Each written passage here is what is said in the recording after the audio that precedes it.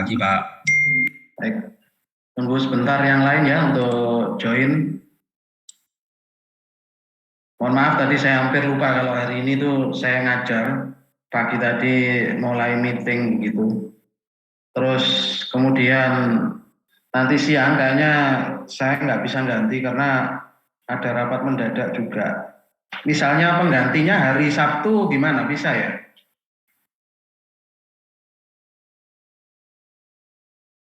Halo? Jadi tidak perlu absensi nanti.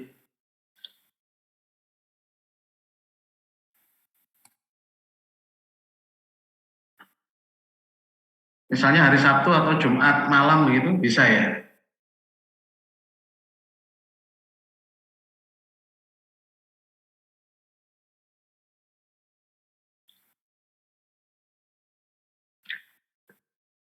Hari Jumat itu ini ya, ada responsi TRK 1 ya. Ya. Sampai jam berapa ini? 7:30 kalau nggak salah ya. Iya, Pak. Ya.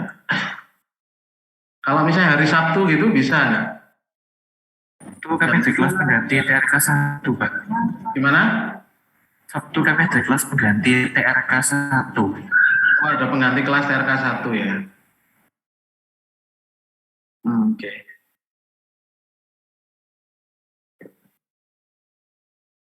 Kalau Kamis besok praktikum. Setelah praktikum itu bisa enggak ya? Setelah praktikum kimia fisika hari Kamis itu. Ada responsi UO1, Pak. Oh, satunya kan jam 7 ya? 7. Misalnya kita kuliahnya jam 5 gitu. Sampai jam 7. Posisinya kan masih di kampus ya, Pak. Kalau langsung jam 5, beberapa gitu. yang praktikum offline. Oke. Atau Sabtu pagi, Pak. Jam berapa? 9 gitu. Gimana? Jam 9. Oh, kalau yang TRK satunya jam berapa itu? Seingat saya jam 1 sih, Pak. Siang. Jam 1 siang ya? Ya, hari Sabtu jam 1 siang kalau yang TRK 1 ya? Iya, Pak. Oke. Kalau misalnya jam 10 gitu, mungkin 2 SKS saja ya, 10, 11, 12. Iya, nggak apa sih, Pak, sebenarnya. Yang lainnya gimana, guys? Itu Pak Reaction dong, yang lainnya. Yang lain gimana? Hari Sabtu jam 10 gitu.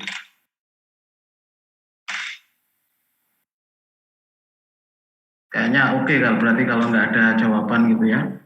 Harusnya aman sih, Pak. Ya, jalan nanti hari Sabtu ya. Jadi tidak perlu absen untuk yang hari Sabtu ya. Karena penggantinya kemarin kan sudah absen gitu ya untuk di kelasnya. Oke, baiklah kita lanjutkan materi kita untuk hari ini. Minggu kemarin kita sudah melakukan kuis. Gimana kuisnya? Bisa? Lumayan sulit, Pak. Tapi banyak yang selesai cepat gitu kalau saya lihat. Oke. Oh, banyak yang nggak teliti. Ya memang untuk KNT ya, atau komputasi numerik terapan ini membutuhkan ketelitian ya. Oke, sebentar saya buka file untuk materi kuliah kita hari ini. Saya sudah upload materinya di ULS ya. Silakan diakses untuk materi KMT pada hari ini.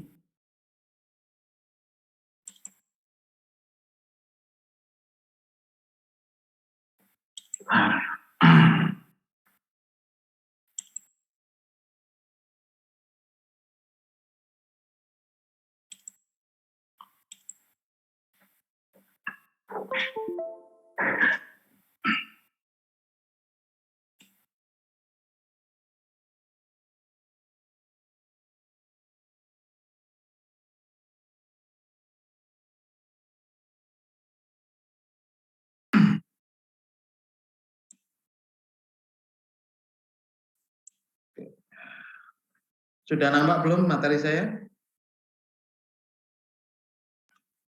Belum, Pak. Belum ya? Belum, Pak.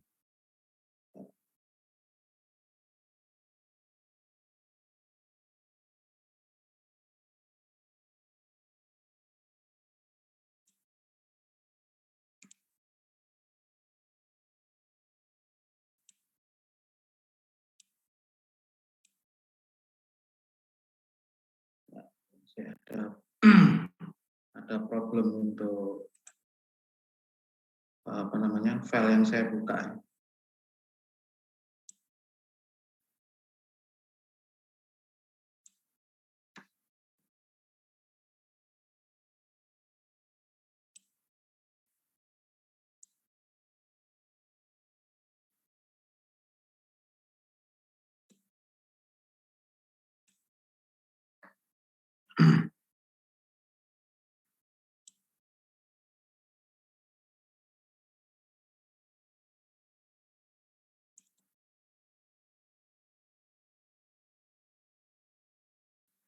Tunggu bentar ya, ini masih loading.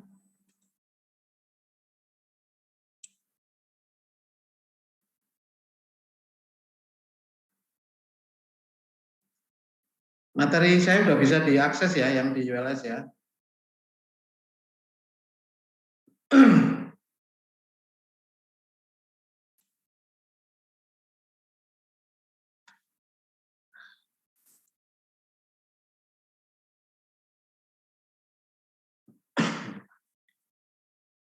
Ya, sambil nunggu ini loading, saya kasih pendahuluan untuk materi kita pada hari ini. Kita akan bahas terkait dengan interpolasi dan pencocokan kurva ya. Biasanya Anda menggunakan interpolasi di mana?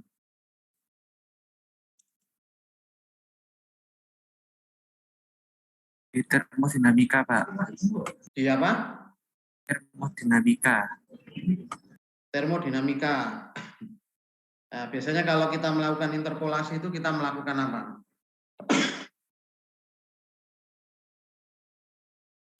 Mencocokkan data dengan tabel, Pak. Ya, berarti kan ada data dari tabel. Kemudian data dari tabel itu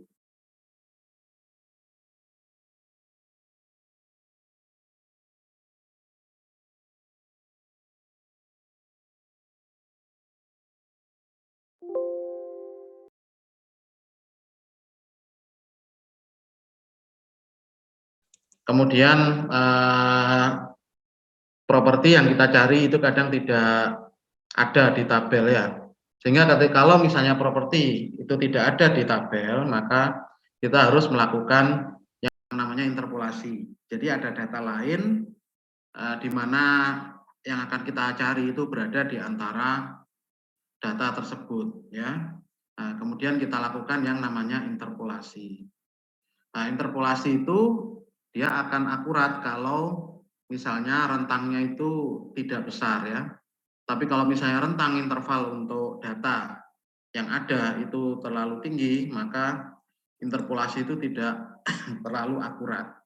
Sehingga dikenalkan ada yang namanya metode numerik ya, yang digunakan untuk memprediksi ya dari suatu data yang diketahui, kemudian kita bisa melakukan yang namanya interpolasi itu dia lebih akurat begitu.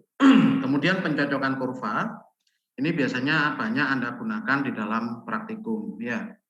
Kalau Anda di dalam praktikum misalnya unit operasi, kemudian mungkin juga praktikum kimia analisa mungkin juga ya. Itu Anda misalnya harus Anda memperoleh beberapa data-data percobaan. Misalnya sudah dapat TRK1 ya? Paralel, Pak. Paralel. Jadi misalnya TRK1. TRK1 itu salah satunya Anda mau menentukan kinetika reaksi ya begitu. Nah, kemudian dari kinetika reaksi itu kan Anda harus melakukan percobaan dan diperoleh data-data. Nah, kemudian dari data-data percobaan itu dilakukan fitting ya. Jadi tidak cuma baju yang perlu dilakukan fitting ya, tetapi kurva perlu juga dilakukan fitting atau dicocokkan. Jadi sebenarnya dia itu mengikuti model yang mana kurva. Karena kan kalau misalnya terkait dengan reaksi itu kan ada orde 1, orde 2 dan seterusnya. Nah, dan juga dicocokkan dengan model yang ada. Model kinetika kan macam-macam. Ya seperti itu. Jadi dimodelkan atau difittingkan apakah kurvanya itu mengikuti model yang sedang kita coba ya dari data tersebut. Oke, saya share screen ya. Oke. Bisa nampak slide saya? Loading, Pak.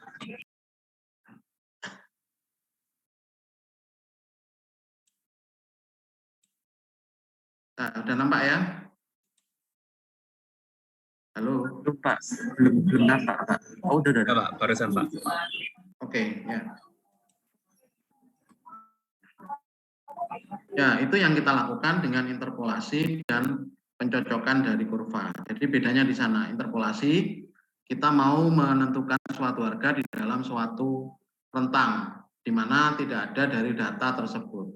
Maka dilakukan yang namanya interpolasi. Kalau pencocokan kurva itu dari data percobaan, kita cocokkan dia dengan model, ya dengan bentuk yang akan kita fitting ya di situ. Nah, biasanya kalau pencocokan kurva ini kan terkait dengan model itu kan ada namanya R-square atau koefisien korelasi ya, biasanya seperti itu. Oke. Kita mulai dulu dari data ya. Biasanya kita memiliki data yang datanya itu adalah berupa data diskrit. Ya, ada diskrit, ada kontinu. Diskrit itu artinya data itu dia bukan dalam bentuk suatu persamaan. Kalau persamaan kan kita bisa buat kontinu ya di dalam plot kurvanya, tapi ini diskrit. Jadi datanya ini bisa saja random. Jadi tabel data diskrit ini biasanya ini diberikan di dalam perhitungan teknis ya. Misalnya ada data percobaan gitu ya. Misalnya X1, X2, X3 dan seterusnya. Kemudian Y1, Y2, Y3 dan seterusnya. Kalau di dalam real misalnya permasalahan teknik kimia itu misalnya data antara suhu dan CP atau mean heat capacity ya, rata-rata kapasitas panas ya. Jadi biasanya kan data T sekian CP-nya berapa, T2 CP-nya berapa, T3 CP-nya berapa dan seterusnya. Ya itu yang disebut sebagai data diskrit yang itu mungkin bisa diperoleh dari data-data percobaan. Dan ini biasanya diberikan di dalam perhitungan teknis data, ada 2 data. Nah, sumber data ini bisa berasal dari pengamatan percobaan atau bisa juga dari perhitungan numerik ya. Nah, sehingga di sini ada 2 perbedaan yang mencolok atau yang penting itu adalah interpolasi dan pencocokan kurva. Kalau interpolasi itu kurva itu dibuat melalui data poin atau titik-titik dan membuat asumsi implisit bahwa titik data akurat dan berbeda. Jadi nanti ada berbagai macam metode yang kita gunakan untuk melakukan interpolasi, masing-masing ada kelebihan dan masing-masing ada kekurangan. Jadi dari data yang ada kita akan membuat ya semacam prediksi dari titik-titik yang ada ini di dalam interpolasi, kemudian nanti kita melakukan interpolasi pada titik yang diharapkan itu nilainya berapa, yaitu dengan membuat asumsi implisit bahwa titik data itu adalah akurat dan berbeda. Sedangkan yang terkait dengan pencocokan kurva ini adalah diterapkan pada data yang mengandung pencar atau noise, biasanya karena kesalahan pengukuran ya. Jadi fitting yang kita lakukan terhadap model itu belum tentu sesuai karena mungkin saja di dalam kita mengambil data itu ada noise atau ada kesalahan pengukuran ya, seperti itu. Jadi itu beda antara interpolasi dan fitting atau pencocokan kurva.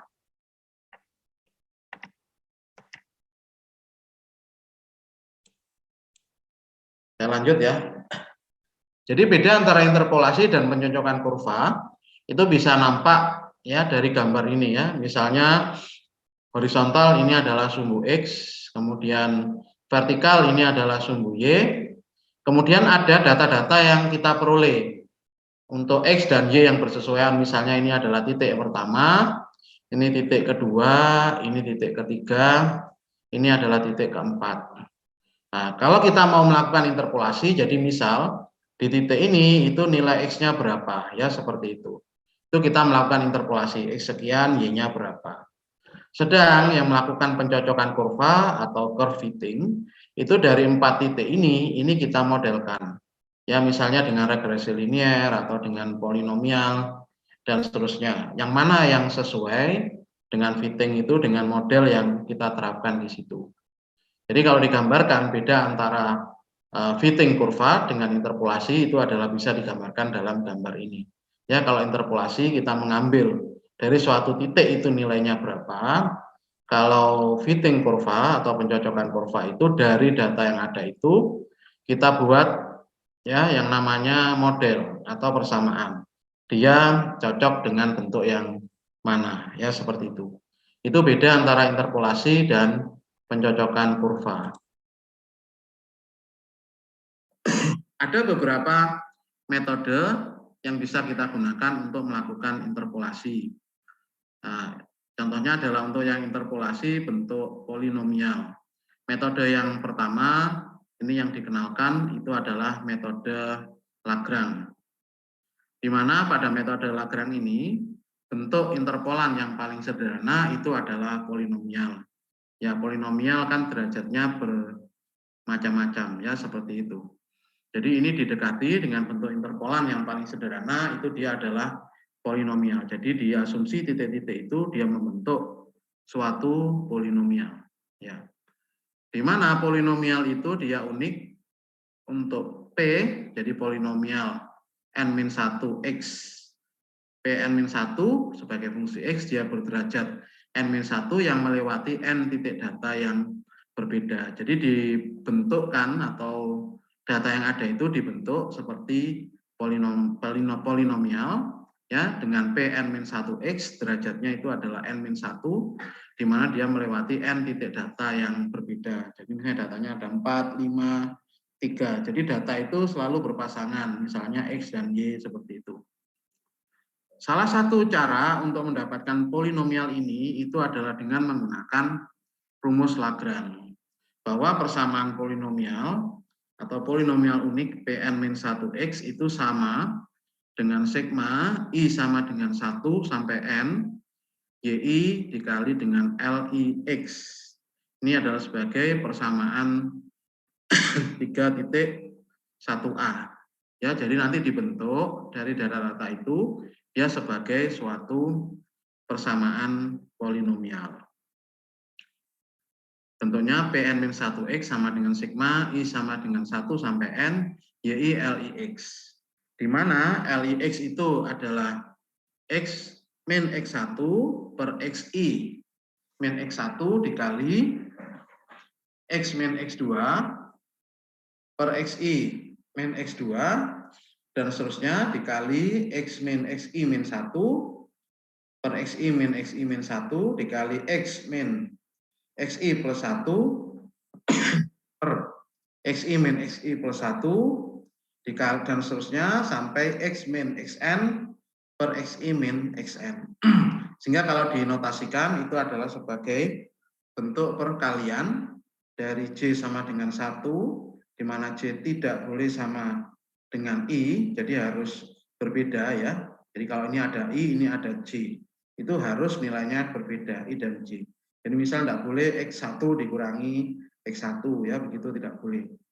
Jadi hasil perkalian dari J sama dengan total perkalian dari J sama dengan 1 sampai N, di mana J tidak boleh sama dengan I. Di mana I itu adalah dari 1, 2, dan seterusnya sampai N. Jadi itu bentuk untuk metode Lagrange untuk kita melakukan interpolasi. Sebagai contoh, interpolasi dari polinomial. Misal, kalau di situ ada dua data, yaitu misalnya N sama dengan 2, maka interpolannya itu dia adalah garis lurus. Di mana P1X itu sama dengan Y1, L1X ditambah Y2, L2X. Jadi kan kalau dari mengikuti persamaan ini tadi yang sebelumnya, ya N-nya ada 2, ya maka P1X sama dengan sigma, I-nya mulai dari 1 sampai 2, maka P1X sama dengan Y1 L1X plus Y2 L2X. Di mana L1X itu mengikuti persamaan ini untuk menentukan L1X dan L2X ya, mengikuti persamaan 31B ini, di mana persamaan dari L1X itu sama dengan X min X2 per X1 min X2, dan L2X itu adalah X min X1 per X2 min X1. Jadi ini kalau misalnya N-nya itu dia adalah 2. Ya. Kalau misalnya N-nya adalah 3, maka dia interpolasi, dia berbentuk parabola. Di mana persamaan itu adalah P2X itu sama dengan Y1 L1X ditambah Y2 L2X ditambah Y3 L3X. Di mana L1 ini diturunkan dari persamaan umumnya ini, ya untuk yang L1X, karena M-nya ada 3, maka L1X-nya sama dengan X min X2 kali X min X3 per X1 min X2 kali X1 min X3. Dan L2X itu sama dengan X min X1 kali X min X3 per X2 min X1 kali X2 min X3. Dan L3X itu sama dengan X min X1 kali X min X2 per X3 min X1 kali X3 min X2. Jadi itu untuk N sama dengan 3 ya, yang diperoleh di sini ya. Kemudian di dalam fungsi kardinal tadi ya, ini ya untuk yang LI itu,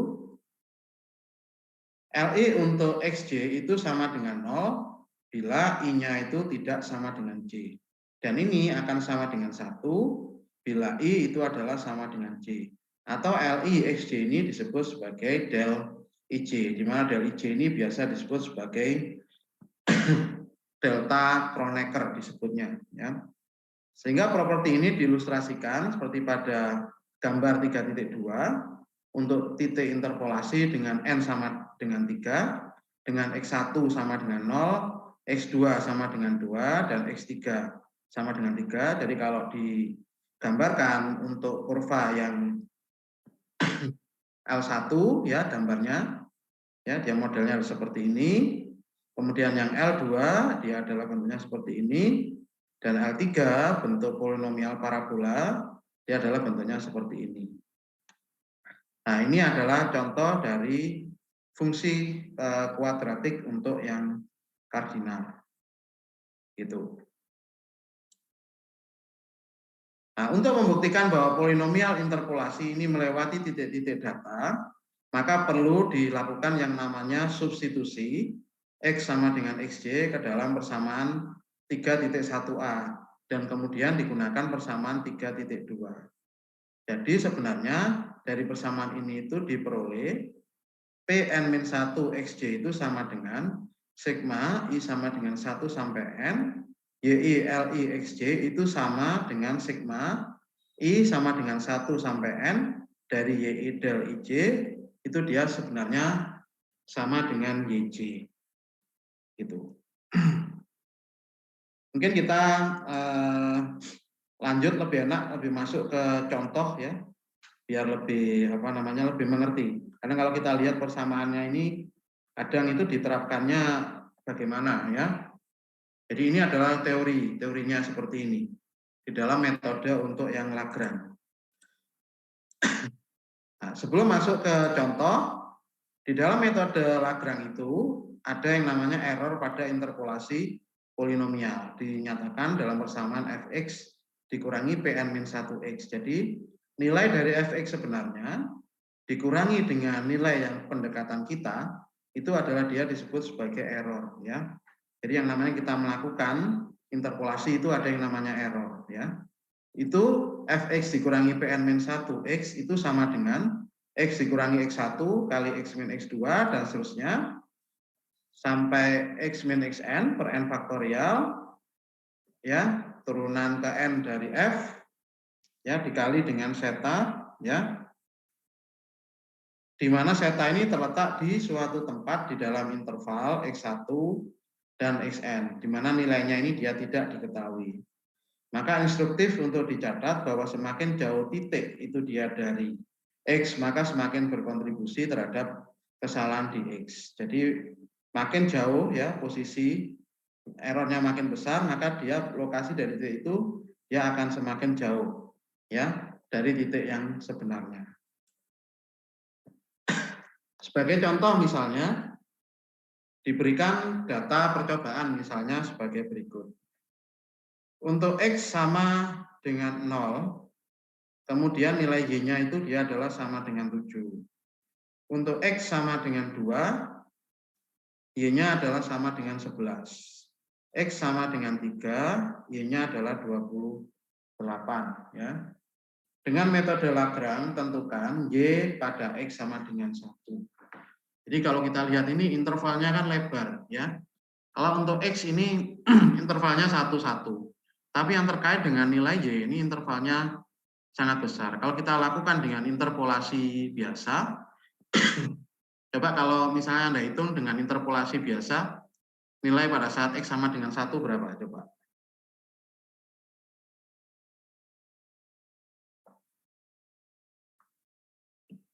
Coba kalau Anda hitung dengan interpolasi biasa, Y-nya ketemu berapa?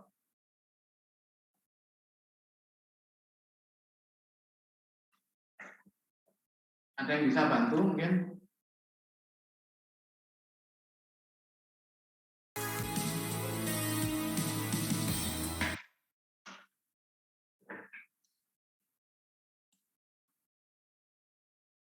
Ya, ada yang nyoba. Ini ada yang message apa di room chat 9.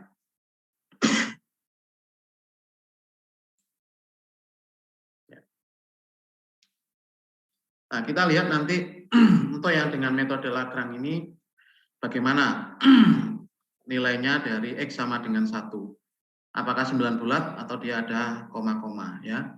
Dan ini terkait dengan rentang dari Y ini yang terlampau besar.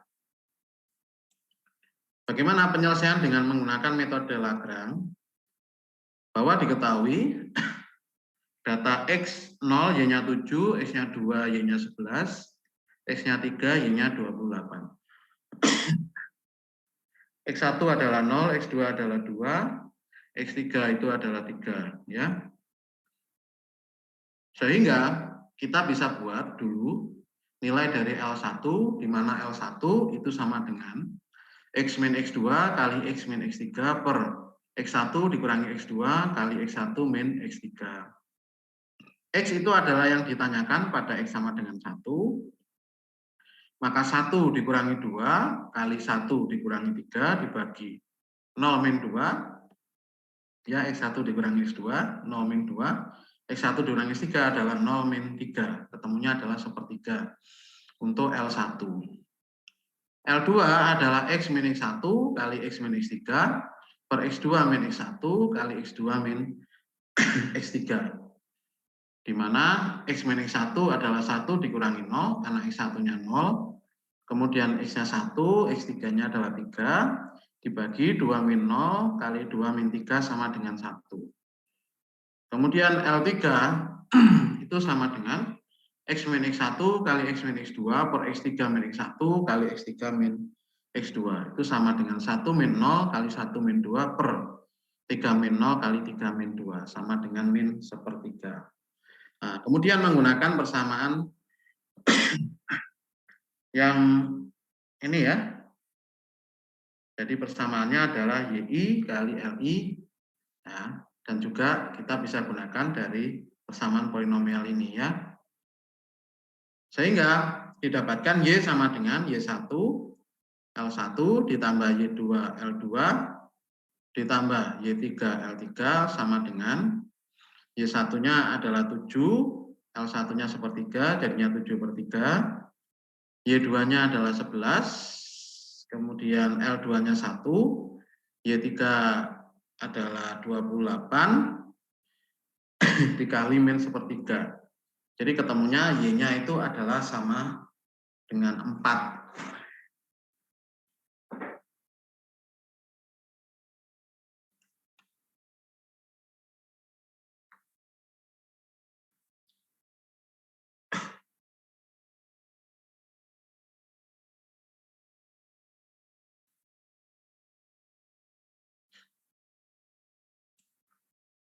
Ya, kalau kita lihat di sini,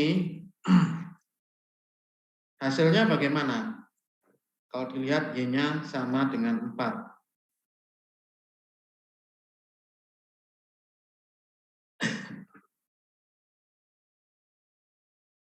Harusnya nilainya itu kan di antara 7 dan 11. Nah, berarti mungkin saja dari metode ini terdapat kelemahan, ya. Nah, itu nanti akan kita bahas kelemahannya dari metode Lagrange ini dia seperti apa, ya. Maka disempurnakan dengan metode berikutnya yang disebut sebagai metode Newton. Ini digunakan untuk evaluasi dari polinomial. Nah, konsep yang digunakan di dalam metode Lagrange itu dia secara konsep itu adalah sangat sederhana. Karena di dalam perhitungannya hanya Y sama dengan ya YI kali LI ya. Seperti ini ya, Y1 kali L1 dan seterusnya. Y3 L3 dan seterusnya ya. Metode Lagrange ini tidak cocok sebagai algoritma yang efisien ya di dalam perhitungan. Maka ada suatu metode prosedur untuk perhitungan yang lebih baik, yaitu yang disebut sebagai metode Newton untuk polinomial interpolasi. Maka dia ditulis dalam bentuk Pn-1x sama dengan A1 ditambah x min x1 kali A2 ditambah x min x1 kali x min x2 A3 ditambah dan seterusnya x min x1 kali x min x2 ya sampai x min xn min 1 an ya. Ini di dalam interpolasi polinomial menggunakan metode Newton. Nah, kemudian metode polinomial ini, jadi dengan dia dibentuk menjadi bentuk seperti ini adalah sangat cocok untuk prosedur evaluasi yang efisien. Sebagai contoh, pertimbangkan misalnya untuk contoh 4 titik data, ya. Kalau 4 titik data itu berarti N-nya itu adalah sama dengan 4, ya 4 titik data. N-nya sama dengan 4. Maka polinomial interpolasinya akan menjadi persamaan dari fungsi X, P3X sama dengan A1 ditambah X min X1 kali A2 ditambah X min X1 kali X min X2 A3 ditambah X min X1 kali X min X2 kali X min X3 A4. Nah, maka disederhanakan lagi menjadi A1 kali X min X1 kali A2. Jadi kan masing-masing bagian ini kan X min X1 bisa dikeluarkan. Sehingga menjadi X min X1 kali A2 ditambah X min X2. Kemudian yang bagian ini X min X2 kan sama. Sehingga dikeluarkan lagi. Ditambah X min X2 kali A3 ditambah X min X3 kali A4. Sehingga dapat dilakukan evaluasi secara mundur dengan hubungan perulangan, yaitu P0x itu sama dengan A4. Kemudian P1x itu sama dengan A3 ditambah X min X3 kali P0x. Jadi A4-nya ini adalah P0x ya sebagai A4. Jadi dari belakang. P1x sama dengan A3 ditambah X min X3 P0x. Kemudian P2x itu sama dengan A2 ditambah X min X2 kali P1x. Dan P3X-nya itu sama dengan A1 ditambah X min X1 kali P2X. Sehingga persamaan yang untuk N sama dengan 4 ini, ya, kemudian diambil untuk yang N sembarang, dibuat semacam pola, maka P0X itu adalah AN, ya, nilai yang terakhir. Kalau tadi N-nya 4, ya maka berarti dia adalah A4. Jadi P0X itu sama dengan A4. Kalau misalnya N-nya 4, kalau N-nya 3, ya di sini A3. Dan untuk yang persamaan seperti P1X, P2X, P3X sampai K, maka PK dari X itu sama dengan AN-1, AN-K ditambah X min N XN min K kali P K min 1 dari X. Di mana K itu sama dengan 1, 2, dan seterusnya sampai N min 1. Jadi metode Newton ini, ya, dia didekati dia dari arah belakang, ya, P0. P0X-nya ini adalah sebagai AN, ya, di situ. Nah, kemudian dilakukan perhitungan koefisien-koefisien. Jadi awal dilakukan evaluasi polinomial. Jadi bentuk polinomialnya itu seperti apa? Ya, tahap yang awal. Kemudian yang tahap berikutnya dilakukan perhitungan koefisien-koefisien untuk yang metode Newton ini. Di mana koefisien-koefisien untuk Pn-1x itu ditentukan dengan memaksa polinomial melewati setiap data, di mana YI sama dengan Pn-1xi, di mana I sama dengan 1, 2, dan seterusnya sampai N. Sehingga menghasilkan persamaan simultan, yaitu Y1 itu sama dengan A1, Y2 itu sama dengan A1 ditambah X2 min X1 kali A2, Y3 itu sama dengan A1 ditambah X3 min X2 kali A2 ditambah X3 min X1 kali X3 min X2 kali A3. Kalau kita ambil bentuk umum YN itu adalah sama dengan A1 ditambah XN min X1 A1, ya. Kemudian ditambah XN min X1 kali XN min X2 dan seterusnya, ya, sampai ke XN dikurangi XN min 1 dikalikan dengan AN. Ya, begitu. Ini untuk perhitungan koefisien yang ada, ya. Ini ya, perhitungan koefisien yang ada ini. Sehingga diperoleh suatu persamaan simultan. Nah, kemudian untuk perhitungan koefisien-koefisien, ini ada dikenal yang disebut sebagai beda bagi. Di mana beda bagi untuk yang YI itu sama dengan YI min Y1 per XI min X1. Untuk I sama dengan 2, 3, dan seterusnya sampai N. Nah, kemudian beda bagi yang kedua untuk yang YI sama dengan beda bagi YI min beda bagi Y2 dibagi XI min X2, I-nya dari 3 sampai N. Kemudian beda bagi yang ketiga dari YI sama dengan beda bagi kedua dari YI min beda bagi kedua dari Y3 per XI min X3, I-nya dari 4, dan seterusnya sampai N. Nah, sehingga beda bagi yang ke N, ya, dari YN itu adalah sama dengan beda bagi dari YN ke N-1 dikurangi beda bagi ke N-1 dari YN-1 dibagi XN min XN-1 di dalam metode Newton, ya.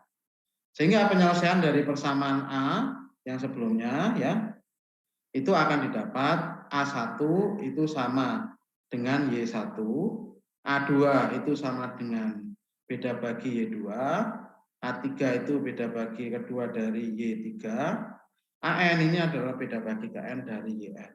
Sehingga kalau koefisien-koefisien dihitung biasa, lebih mudah kita buat dia bentuk dalam bentuk tabel, ya. Seperti ditunjukkan untuk N sama dengan 5. Jadi misal ada data X1, X2, X3, X4, X5, kemudian data Y1 untuk X1, Y2 untuk X2, Y3 untuk X3, Y4 untuk X4, dan Y5 untuk X5. maka bisa dihitung beda bagi Y2, beda bagi Y3 ya menggunakan persamaan yang 3.5 ini ya, dibuatkan semacam tabel ya seperti ini. Nah, suku-suku diagonal Y1, jadi diagonal ini yang masuk ini ya, dari Y1 sampai beda bagi keempat, dari Y5, pada tabel ini adalah merupakan koefisien-koefisien dari polinomial. Jadi ini adalah merupakan koefisien-koefisien dari polinomial yang ada ya. Koefisien-koefisien dari polinomial yang ada ya untuk menentukan di situ. Kemudian jika titik data terdaftar dalam urutan yang berbeda, entry di dalam tabel itu dia akan berubah, tetapi polinomial yang dihasilkan itu akan tetap sama. Ingat bahwa polinomial derajat n-1 interpolasi untuk n titik data yang berbeda, dia adalah unik. Mungkin kita bisa masuk gitu ya ke dalam contoh. Diberikan data-data percobaan adalah sebagai berikut. X sama dengan min 2, min 1, X-nya min 2, Y-nya min 1, X-nya 1, Y-nya 2, X-nya 4, Y-nya 59, X-nya min 1, Y-nya 4, X-nya 3, Y-nya 24, X-nya min 4, Y-nya min 53. Jadi ini dia membentuk atau terletak pada polinomial. Nah, tentukan derajat polinomial ini dengan membangun tabel beda bagi. Dan ini mirip dengan tabel 3.1, tetapi beda di N ya. Jadi jumlahnya berbeda. Sehingga untuk penyelesaian ini kita buat ya untuk dari data-data yang bersesuaian. I-nya mulai dari 1, 2, 3, 4, 5, dan 6 ya. Kemudian XI itu adalah sesuai dengan data yang bersesuaian ya. Ya, ini X1, X2, X3, X4, X5 dan X6 ya. Ini sebagai ini di dalam kolom yang kedua. Kemudian yang Y min 1, 2, 5, 9, 4, 24 dan min 53 ini adalah sebagai kolom ketiga. Nah, kemudian mencari dulu beda ya untuk yang YI, beda pertama untuk yang YI dengan menggunakan persamaan tadi ya. Ya. Untuk beda yang Y1 berapa, Y2 berapa ya. Ini dibuat dalam bentuk tabel begini. Jadi dihitung di sini ya. Karena dari ini akan kosong dia ya. Jadi dibuat dalam bentuk tabel. Jadi ini itu diagonal ini kan adalah merupakan apa tadi? Halo? Diagonal tadi merupakan apa?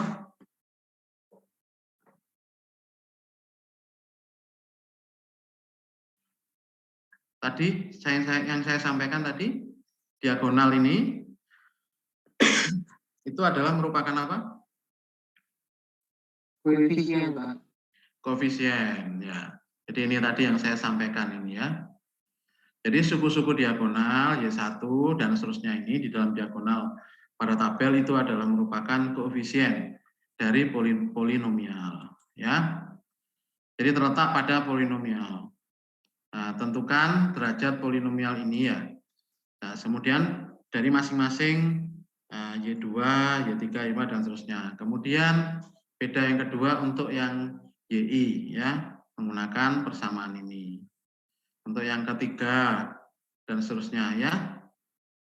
Sehingga didapat data-datanya itu dia adalah seperti ini ya. Nah, kemudian kalau kita lihat berarti dia polinomial ini derajat berapa?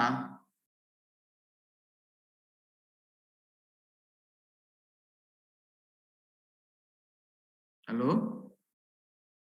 Kira-kira polinomial ini derajat berapa? 3. Halo, ya? 3.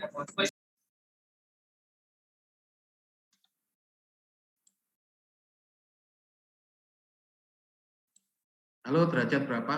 Bentuk umum persamaan polinomial itu bagaimana sih?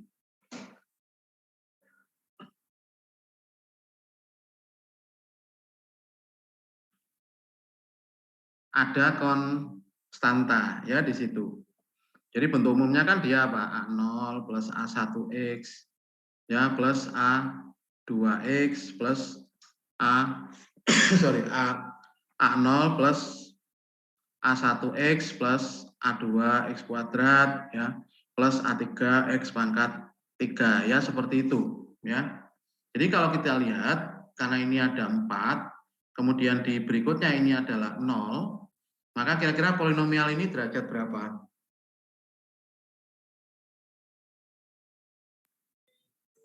4 Kak, Pak. Masa 4? 3 ya Pak?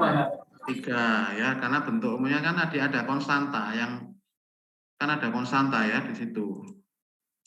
Jadi sehingga dari tabel ini kita lihat bahwa koefisien bukan 0 atau terakhir suku diagonal bukan 0 terakhir ini adalah polinomial Newton. Ini merupakan koefisien yang suku kubik atau pangkat 3 ya. Kalau pangkat 2 kan kuadrat. Ya, kalau pangkat 3 kan kubik atau pangkat 3. Maka polinomialnya itu dia adalah kubik ya. Nah, sekarang sebagai latihan bagaimana Anda mendapatkan nilai-nilai ini yang ada ya. Coba Anda hitung untuk masing-masing nilai ini ya.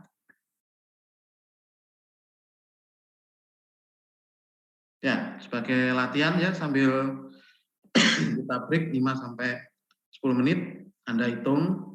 Ini kan sudah saya berikan di dalam bentuk tabel-tabel.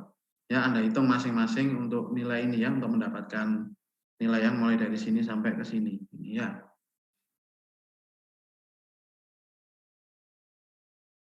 Ya, coba Anda hitung ya masing-masing di dalam bentuk tabel ini ya. Saya beri waktu ya 10-15 menit sambil kita break. Ya biar Anda terbiasa juga kalau misalnya UTS nanti keluar udah terbiasa untuk menghitung ini. Jadi terbiasa untuk belajar teliti begitu di dalam melakukan perhitungan. Ya coba dihitung dulu ya. Saya beri waktu 10 sampai 15 menit untuk terbiasa menghitung mendapatkan beda tadi ya.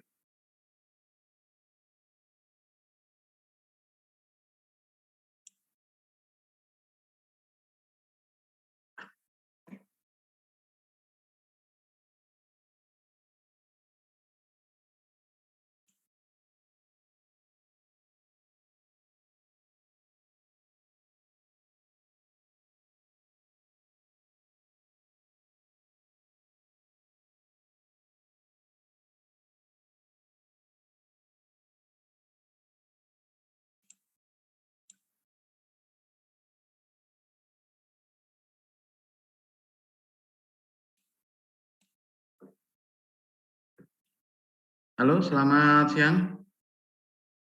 Sudah ketemu jawabannya? Sama dengan tabel ya?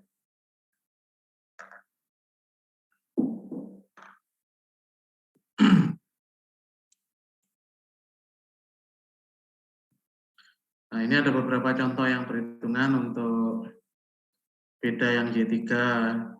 Ini ketemunya 10. Ketemu sama ya semua ya? Halo? Oke. Ini di room chat ya. Oke, kalau ujian keluar nanti bisa berarti ya. Nah, terus kemudian kita melakukan interpolasinya bagaimana? Karena kita sudah tahu dari matriks ini itu dari apa namanya diagonal. Diagonal ini itu adalah merupakan koefisien-koefisien sehingga bisa dimasukkan ke dalam persamaan. Jadi dia dalam bentuk persamaan yang umum tadi ya. Ya, ini dalam bentuk persamaan yang umum tadi ya. Nah, terus kemudian baru dimasukkan nilainya berapa begitu ya. Mau interpolasi pada X berapa ya. Kemudian pada nilai X berapa nanti Y-nya berapa ya seperti itu. Sehingga kita bisa melakukan interpolasi dengan menggunakan mencari persamaan dari polinomialnya terlebih dahulu. Di mana diagonal itu adalah merupakan koefisien-koefisien dari persamaan polinomial, ya, persamaan polinomial yang umum tadi, yang di slide sebelumnya.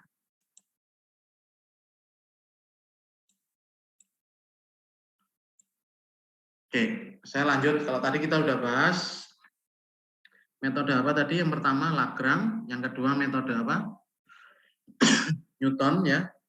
Kemudian ada metode yang ketiga untuk interpolasi yang disebut sebagai metode Neville. Nah, metode interpolasi menggunakan Newton itu kan harus melibatkan dua langkah. Kemudian langkah yang pertama kan dia dilakukan perhitungan koefisien, kemudian dilanjutkan dengan evaluasi dari polinomial, ya. Sedangkan untuk metode Newton ini bekerja dengan baik, ini untuk interpolasi dilakukan keluar berulang kali pada nilai X yang berbeda menggunakan polinomial yang sama. Jadi jika hanya satu titik adalah untuk diinterpolasi, maka metode menghitung interpolan di dalam satu langkah itu adalah merupakan algoritma Neville, ini adalah merupakan pilihan yang paling baik. Bagaimana metode Neville itu dilakukan?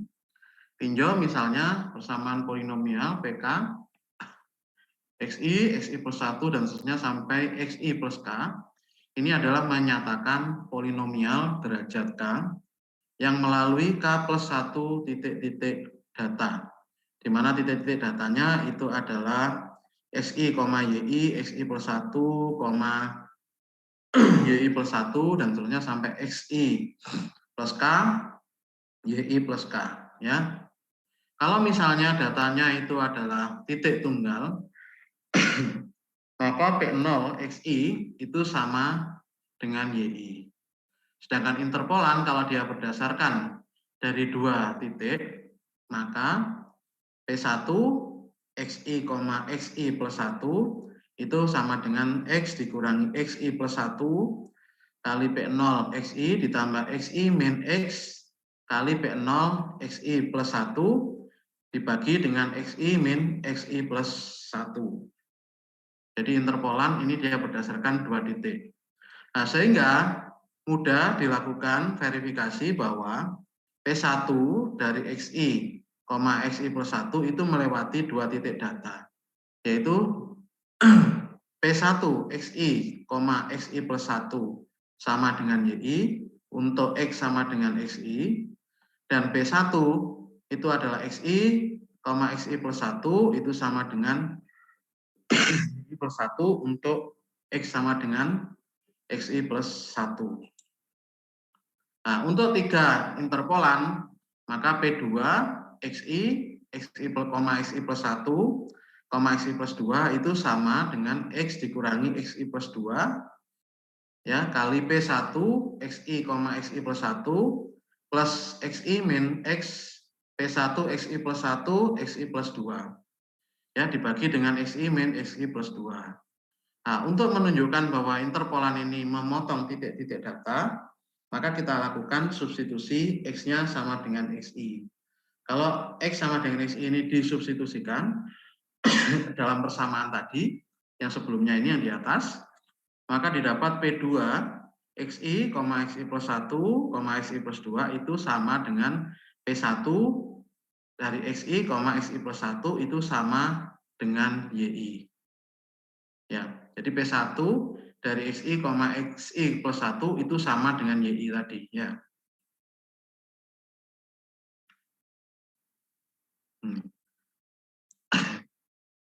Cara yang sama diperoleh untuk X sama dengan XI plus 2, itu diperoleh P2 XI, XI plus 1, XI plus 2, sama dengan P1 XI plus 1, XI plus 2, maka didapat YI plus 2. Terakhir untuk X sama dengan XI plus 1, maka akan diperoleh P1 XI, XI plus 1, sama dengan P1 XI plus 1, XI plus 2, sama dengan YI plus 1.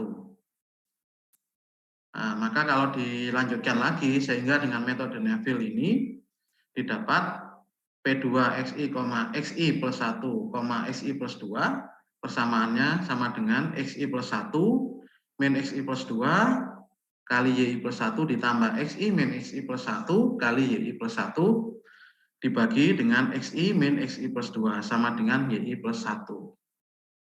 Nah, setelah menerapkan polanya, sekarang kita dapat menyimpulkan rekursif umum dari rumus. Jadi sebenarnya di dalam metode numerik itu didekati dulu dengan pendekatan kayak 1, 2, 3, dan seterusnya, sehingga dapat dilihat nanti ada semacam pola. Sehingga pola umum untuk metode Neville, PK dari XI, XI plus 1, dan seterusnya sampai XI plus K, itu sama dengan X min XI plus K, kali PK min 1,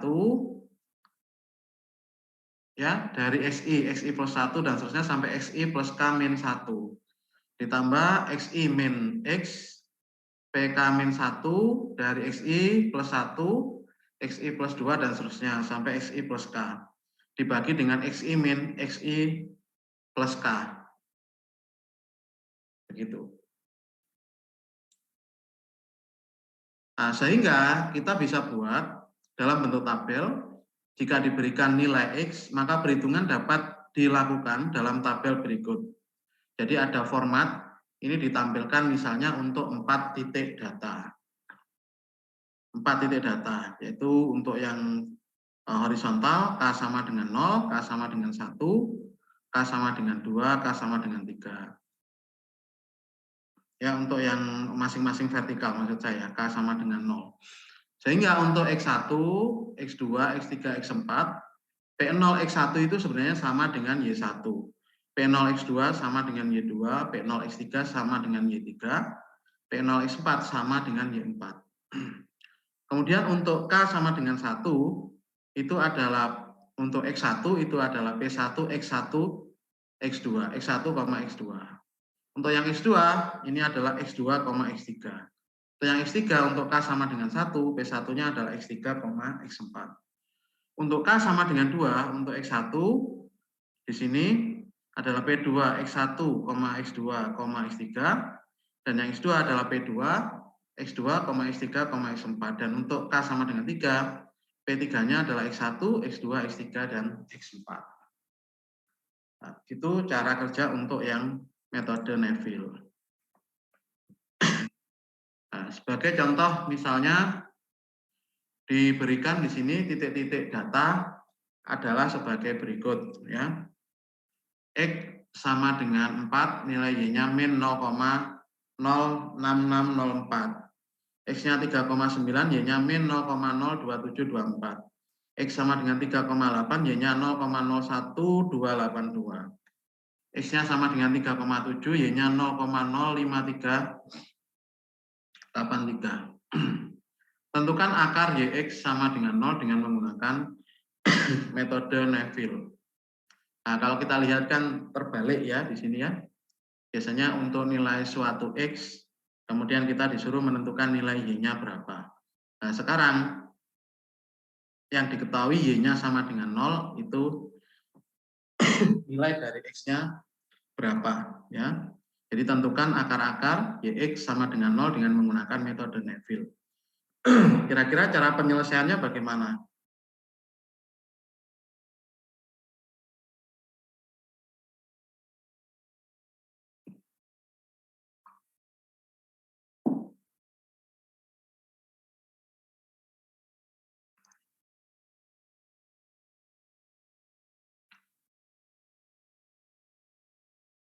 Kalau tadi kan biasanya ditentukan X, kita disuruh mencari Y. Ya, kalau yang ada yang model Newton tadi kan mencari polinomialnya, persamaannya nanti Y-nya berapa. Ya. Kalau ini diketahui Y, dicari X. Kira-kira cara penyelesaiannya bagaimana?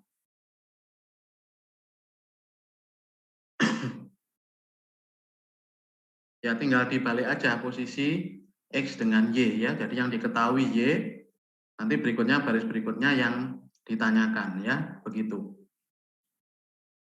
Jadi Y hubungannya sama X bagaimana? Kalau tadi X di dalam Y itu bagaimana? Kalau ini Y di dalam X itu bagaimana? Ya, untuk yang soal ini. Sehingga di dalam penyelesaiannya, ini adalah merupakan contoh interpolasi terbalik, di mana peran X dan Y itu dia adalah dipertukarkan. Ya. Jadi polinomialnya itu adalah sebagai X di sini. Jadi tidak menghitung Y pada X tertentu, tapi ditemukan X yang sesuai ke Y tertentu. Dalam hal ini untuk Y sama dengan 0 menggunakan format tabel 3.2 dengan X dan Y ini dipertukarkan. Sehingga kalau X dan Y ini dipertukarkan,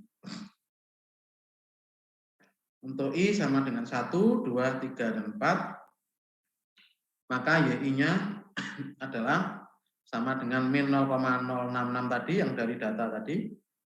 Kan ini datanya ada 4 ya. Makanya I-nya kan ada 4 di sini. YI bersesuaian dengan X-nya tadi ya.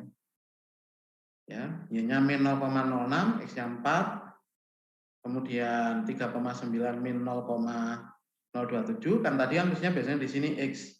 Yang di sini Y polinomialnya ya. Tapi ini terbalik. Jadi X sebagai fungsi Y. Ya, seperti itu. Nah, sehingga untuk data yang bersesuaian P0 itu adalah sebagai nilai yang dari data sebelumnya ya, XI ini ya. 4, 3,9, 3,8, dan 3,7. Kemudian dihitung P1, P2, dan P3 ya, tergantung kesesuaian dari data tersebut ya, 1, 2, 3, dan seterusnya ya, begitu. Nah, sehingga salah satu contoh misalnya P1 untuk Y1, Y2, maka Y min Y2, P0 Y1 ditambah Y1 min Y, P0 Y2 per Y1 min Y2. Sehingga kalau dimasukkan, Y-nya kan yang ditanyakan saat Y sama dengan 0, Y2-nya adalah 0,0274, P0 Y1, P0 Y1 itu, ini ya, nilainya, P0 Y1 itu adalah nilai, ini, P0 dari Y1, 4, kemudian Y1 dikurangi dengan Y dikali P0 Y2 ya. Y1-nya tadi nilainya adalah min 0,06 dikurangi 0 Y yang ditanyakan kali P0 Y2.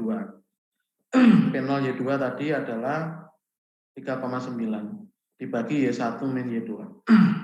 Temunya 3,8298. Ini untuk yang P1. Untuk yang P2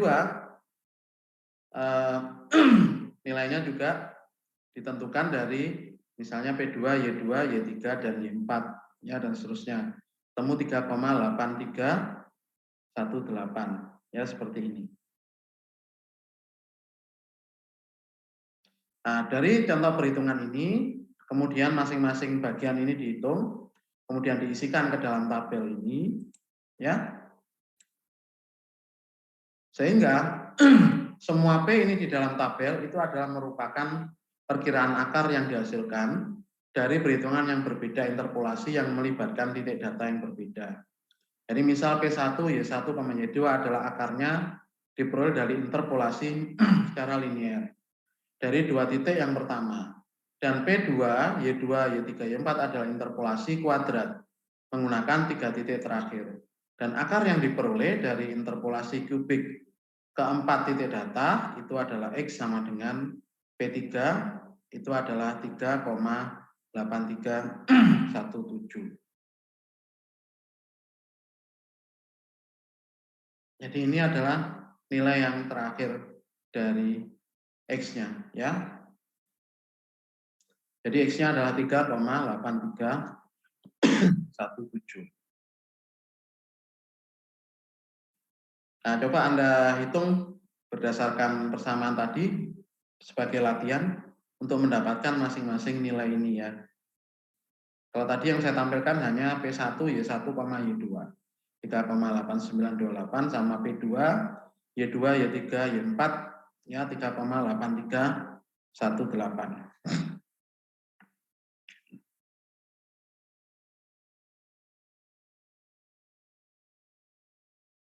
Jadi yang ini adalah 1, 2, 3, 4 ya. Ya coba Anda hitung, saya beri waktu mungkin 15 menit untuk menghitung masing-masing bagian ini ya sebagai latihan. Ya silakan dicoba dihitung.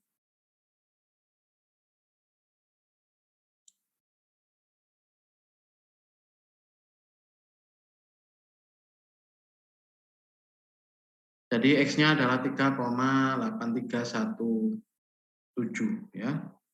Kira-kira hasilnya akurat atau tidak?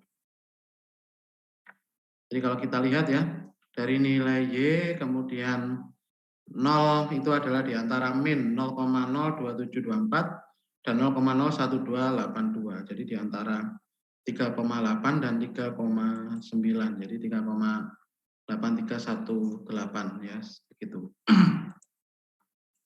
Oke, saya lanjutkan metode interpolasi yang lain. Itu adalah interpolasi dengan menggunakan kubik spline. Nah, jika ada lebih dari beberapa titik data, spline kubik ini sangat bagus sebagai global di dalam interpolan kalau kita melakukan suatu interpolasi. Nah, ini biasanya jauh lebih kaku daripada model polinomial, dalam arti dia memiliki lebih sedikit kecenderungan untuk berosilasi antara titik data ya. Jadi ini diusulkan ada mechanical model of natural cubic spline, di mana titik-titik ini itu adalah merupakan pins atau data points, kemudian penghubung ini bisa digambarkan sebagai elastic strip ya. Kemudian bagaimana dia bekerja metode cubic spline ini? Ini adalah merupakan model tema mekanik spline kubik ditunjukkan pada gambar 3.6 tadi, di mana dia tipis, elastic strip yang dilampirkan dengan titik-titik data. Karena dia strip ini dia dibongkar antara pin, maka setiap segmen dari kurva spline itu adalah merupakan polinomial kubik. Ingat dari teori balok, jadi teori di dalam balok itu bahwa persamaan diferensial untuk perpindahan balok itu adalah turunan keempat, D4Y per DX pangkat 4 itu sama dengan Q per E kali I, sehingga YX ini adalah merupakan kubik karena beban Q yang hilang. Kemudian di dalam pin itu kemiringan dan tekukan momen, dan karenanya turunan kedua itu dia makanya adalah kontinu dan tidak ada momen lentur pada kedua ujung pin, maka turunan kedua dari spline itu dia adalah 0 di ujung dari titik tersebut.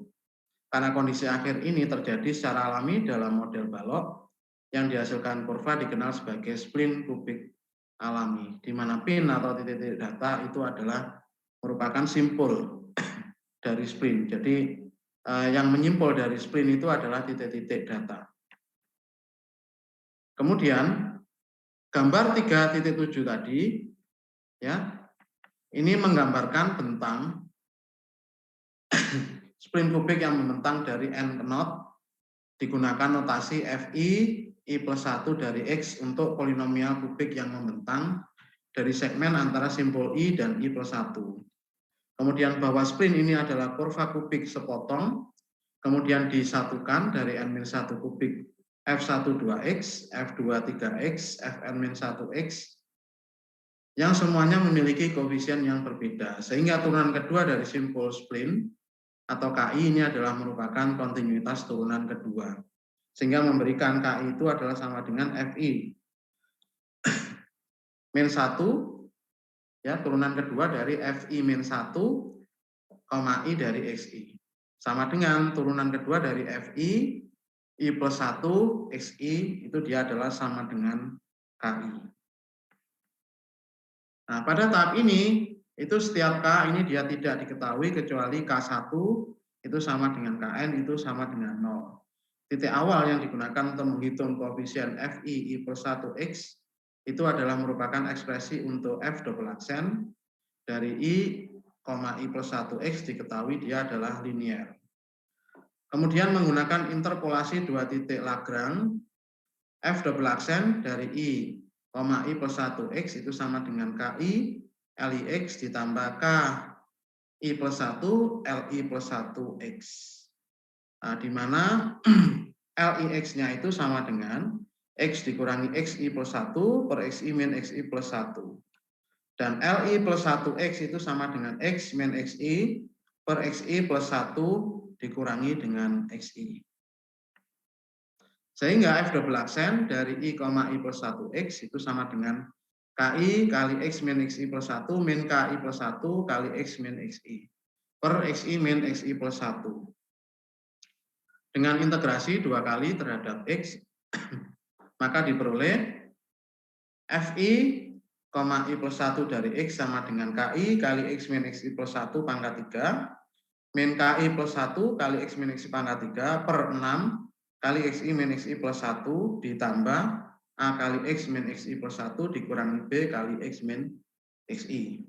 Di mana A dan B itu adalah merupakan konstanta dari integrasi. Dan dua istilah terakhir di dalam persamaan C, jadi istilah terakhir ini, dua term ini, terakhir itu dalam persamaan C biasanya ditulis sebagai CX plus D dengan membiarkan C-nya itu adalah sama dengan A min B dan D-nya adalah sama dengan min AXI plus 1 plus BXI. Sehingga didapat istilah atau term di dalam persamaan C yang digunakan di dalam perhitungan mengikuti dalam bentuk yang lebih sederhana dengan memaksakan kondisi FI, I plus 1 dari XI itu adalah sama dengan YI, maka diperoleh persamaan C KI kali XI min XI plus 1 pangkat 3 per 6 kali XI min XI plus 1 ditambah A kali XI min XI plus 1 sama dengan YI. Sehingga persamaannya menjadi A sama dengan YI per XI min XI plus 1 dikurangi KI per 6 kali XI min XI plus 1. Dan cara yang sama untuk yang FI, I plus 1 dari XI plus 1 sama dengan YI plus 1, maka diperoleh persamaan yang B sama dengan ini. Ini adalah sebagai persamaan E. Nah, sehingga substitusi dari persamaan D, E, dan persamaan C ini, maka didapat bahwa FI dari I plus 1X itu sama dengan KI per 6 kali persamaan ini, gitu ya. Dan seterusnya ini diperoleh persamaan 3.10. Nah, sehingga dari sini turunan kedua KI dari splin pada simpul bagian dalam diperoleh dari kondisi kontinuitas kemiringan FI-1, I dari XI. Itu sama dengan FI, I plus 1 dari XI, I-nya 2, 3, dan seterusnya, sampai N-1. Setelah penyelesaian aljabar kecil, menghasilkan persamaan simultan bahwa KI-1 kali XI-1 min XI ditambah 2 KI kali XI-1 min XI plus 1 ditambah KI plus 1 kali XI min XI plus 1 sama dengan 6 YI-1 min YI per XI-1 min XI dikurangi YI min YI plus 1 per XI min XI plus 1. Di mana I-nya ini ada 2, 3, dan seterusnya sampai N-1. Jika titik-titik data itu dia berjarak sama pada interval H, jadi datanya ini intervalnya dia adalah sama, maka XI-1 min XI sama dengan XI min XI plus 1 sama dengan min H. Sehingga persamaan 3, 11 tadi menjadi lebih sederhana, KI-1 plus 4KI plus 4KI plus 1 sama dengan 6 per H kuadrat, H ini adalah interval ya, kali YI-1 min 2YI plus YI plus 1, I-nya 2, 3, dan seterusnya sampai N-1. Nah, mungkin supaya lebih jelas, lebih enak masuk ke dalam contoh soal, gitu ya. Gunakan natural cubic splint untuk menentukan Y pada saat X-nya sama dengan 1,5, ya, 1,5. Di mana X-nya 1, Y-nya 0, X2, Y-nya 1, X-nya 3, Y-nya 0, X-nya 4, Y-nya 1, X-nya sama dengan 5, Y-nya 0. Jadi kalau kita lihat polanya ini kan tidak berpola ya, begitu ya. Jadi naik turun ya, naik turun. Nah, sehingga kita bisa gunakan cubic splint di dalam persamaan ini, di dalam data yang diperoleh ini, dengan membuat 5 knot. Jadi 4 knot itu adalah titik-titik data, 5 knot ini adalah secara equal punya interval H sama dengan 1 ya. Intervalnya sama. Recalling bahwa second derivative dari natural spin itu dia adalah 0 yang pertama, dan last knot itu adalah juga 0 ya, ini dengan ini. Kita dapat K1 sama dengan K5-nya, dia adalah sama dengan 0. Sehingga turunan kedua pada titik-titik yang lain diperoleh dari persamaan 3.12 menggunakan I dari 2 sampai 4. Sehingga didapatkan persamaan 0 ditambah 4K2 plus K3 ya, dari persamaan 3.12 tadi ya. Ini.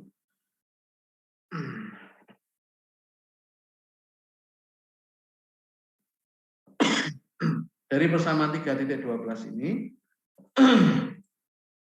untuk I dari 2 sampai 4 ya, untuk yang kedua ini 0 plus 4K2 plus K3 sama dengan 6 kali menggunakan persamaan ini ya. 6 per H kuadrat, H kuadratnya kan 1 ya. Dikali 0, ini persamaan ini, YI min 1, min 2 YI plus 1. Sehingga didapatkan ini adalah sama dengan min 12. Kemudian K2 plus 4K3 plus K4, 6 kali 1 dikurangi 2 kali 0 plus 1 sama dengan 12. K3 plus 4K4 plus 0 sama dengan 6 kali 0 min 2 kali 1 plus 0 sama dengan min 12. Sehingga dari penyelesaian ini K2-nya adalah sama dengan K4 itu adalah min 30/7 dan K3-nya itu adalah sama dengan 36/7. Jadi kan ini ada persamaan dalam K2 dan K3 ya. Kemudian juga ada K2, K3 dan K4. Kemudian dicari masing-masing nilai K2, K3 dan K4. Kemudian pada titik 1,5 yang ditanyakan ini, pada titik 1,5 itu dia terletak pada segmen di antara knot atau titik 1 dan 2. Ya, 1,5 itu kan di antara X-nya 1 dan X-nya 2. Ya, sehingga interpolan yang sesuai ini diperoleh dari persamaan 3.10. Jadi interpolan yang sesuai itu diambil dari persamaan 3.10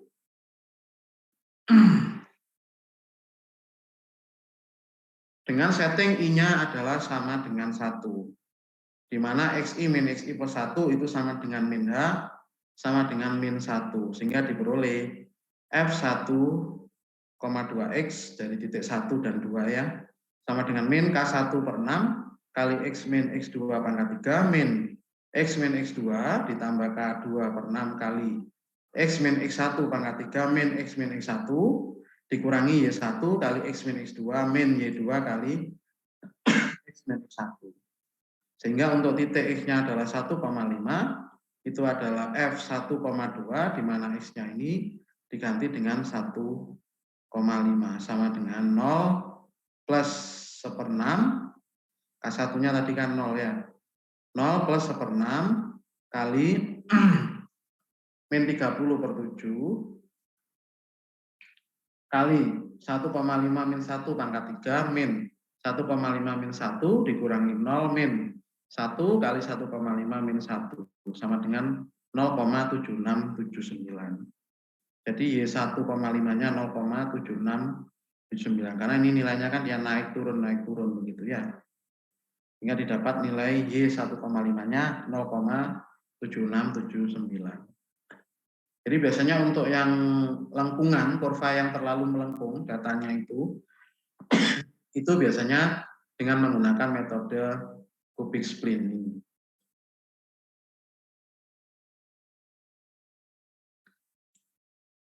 Nah, kalau misalnya dari data tersebut plot dari interpolan, ya jadi kalau misalnya dari masing-masing interpolan hasil interpolasi dari masing-masing data, kemudian ada titik ini, titik 4 tadi ya, untuk X1 sama dengan 1 kan 0, X2 sama dengan 2 ini kan 1 Y-nya, dan seterusnya masing-masing titik ini. Sebenarnya kalau plot interpolan untuk masing-masing titik menggunakan persamaan tadi misalnya antara 1 dan 2 dimasukkan 1,2, 1,3, 1,5 dan seterusnya, itu gambarnya itu bentuk ini ya. Jadi melengkungnya ini terlalu tajam. Nah, ini cocok metode interpolasinya ini menggunakan kubik. Oke, nanti bisa dibaca-baca lagi di rumah. Kalau ada yang mau ditanyakan nanti boleh ditanyakan di hari Sabtu. Ini sambil saya meneruskan materi biar materi kita selesai ya. Oke. Oke, yang terakhir untuk pertemuan kita pada hari ini itu adalah metode pencocokan kurva. Nah, pencocokan kurva, Anda pernah pakai ini enggak, metode least square? Pernah tahu ya metode least square ya? Iya, pernah, Pak. Digunakan untuk apa biasanya?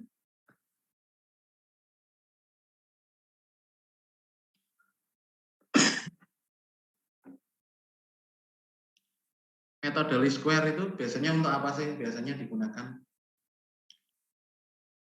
Unit operasi sudah praktikum ya? Belum, Pak. Belum ya? Nah, itu nanti ada beberapa data percobaan yang harus kita olah, itu bisa menggunakan metode least square ya. Nah, biasanya kalau kita di statistik itu kan pakai metode regresi linear ya. Kemudian dimasukkan ke dalam Excel, nanti kan keluar ada parameter-parameter ya di situ ya. Salah satunya deviasi berapa seperti itu. Nah, nanti di sini kita akan belajar bagaimana mendapatkan deviasi itu, yaitu dengan pencocokan kurva yang disebut metode least square.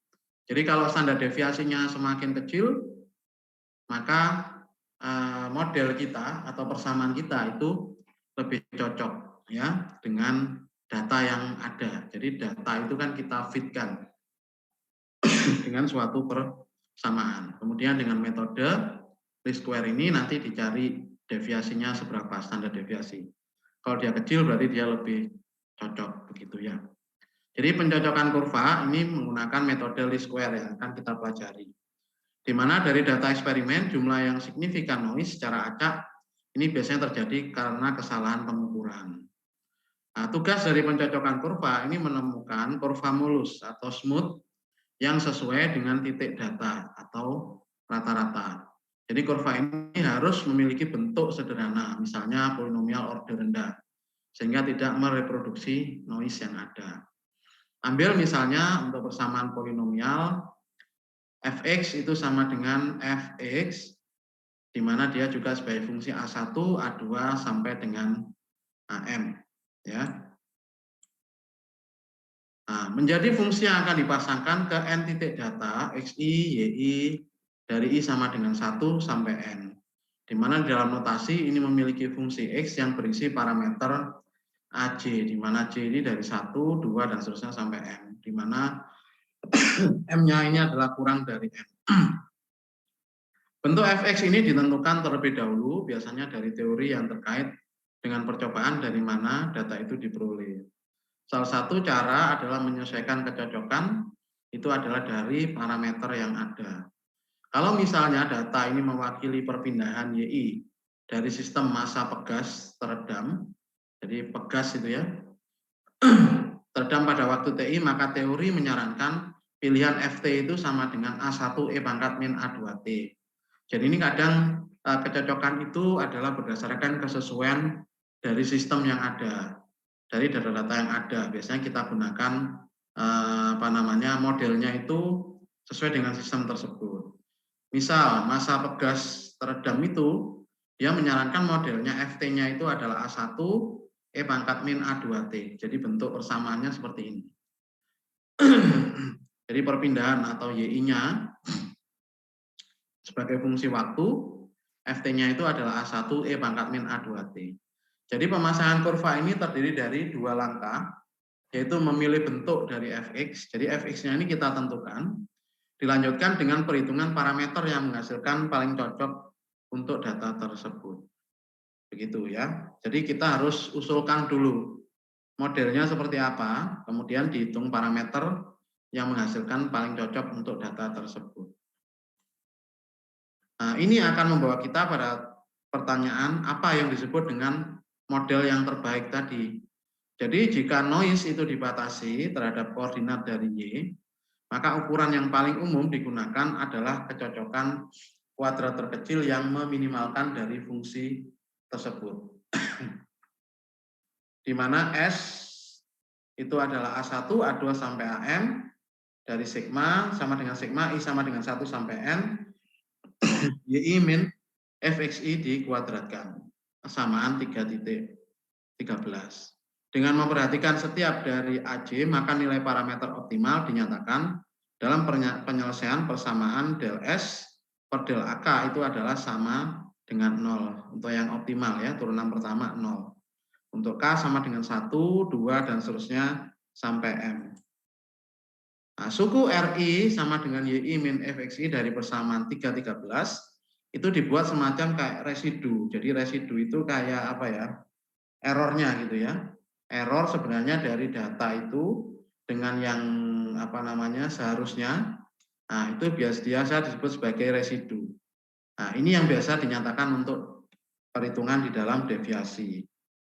Jadi mereka mewakili beda antara titik data dan fungsi pemasangan di XI. Dan fungsi S ini menjadi diminimalkan, yaitu dari jumlah kuadrat dari residu. Sehingga persamaan 314 umumnya adalah non-linier. Dia di dalam AC, sehingga sulit untuk dipecahkan.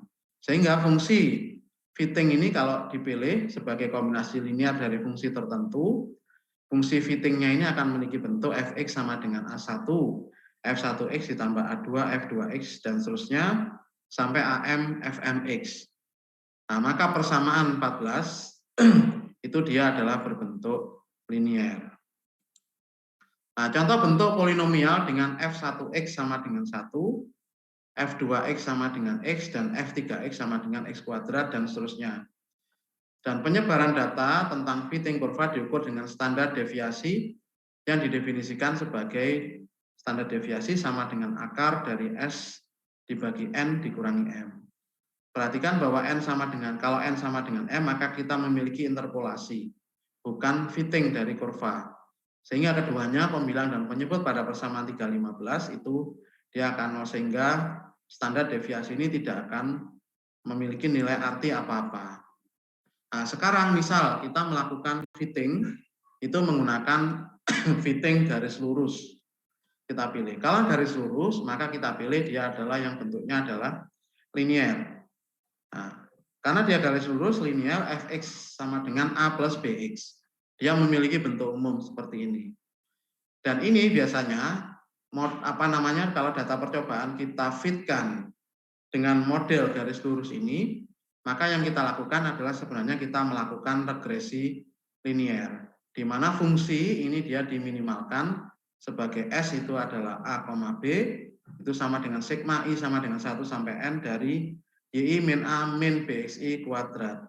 Sehingga persamaan dari 314 yang sebelumnya tadi menjadi del S per del A sama dengan ini, itu dia akan sama dengan 0.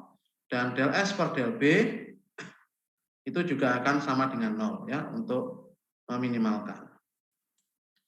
Sehingga dengan membagi kedua persamaan dengan 2N dan disusun kembali, maka akan didapat persamaan A ditambah X ada strip atas B sama dengan Y strip atas B.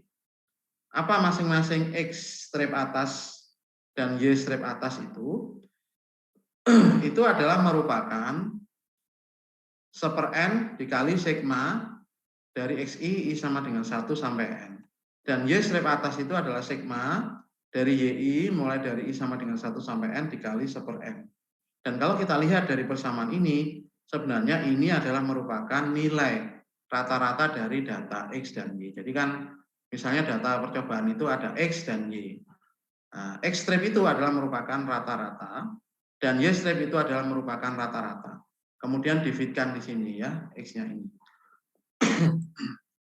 Nah, penyelesaian dari parameter, nilai dari A itu adalah sama dengan Y.